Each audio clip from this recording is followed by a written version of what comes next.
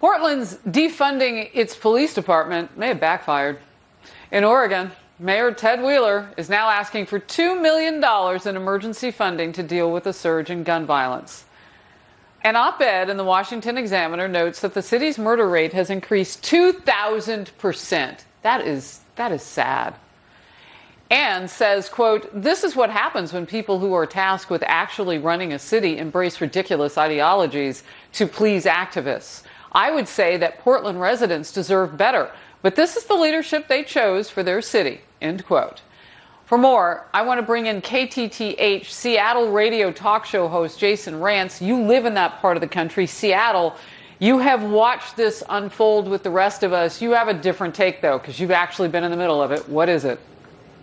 Yeah, it's rather remarkable that when you cut the gun violence reduction team and you see an increase in gun violence, people are like, who could have seen this coming? Literally anyone with two functioning brain cells. And unfortunately, what's going on here is you have a city and a region being held hostage by radicals within the BLM movement and Antifa members. And they're doing this, they're defunding the police because they claim that they believe that Black Lives Matter. Unfortunately, however, the shooting victims, when you look last year at those stats, half of them were black people.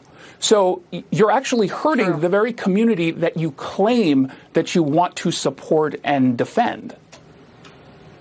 So, Jason, just real quickly, because I know we saw this in Seattle. Didn't your police chief, she was a really, really strong woman police chief, admired by so many people all across the country. She said, I can't stay and do the same job for less money.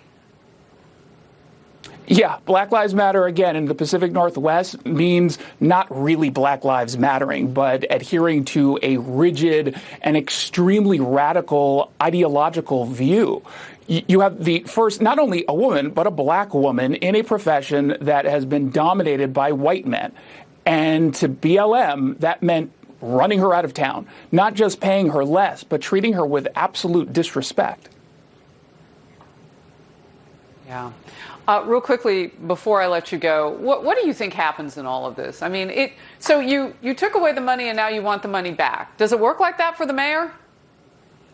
Yeah, it doesn't quite work like that. And right now, you haven't really seen anyone within Portland city leadership stepping up and saying they even back this idea. Think about how it seems to be controversial to say, we made a mistake, we need to correct this, and no one wants to say anything. It's because they're being held hostage by Antifa.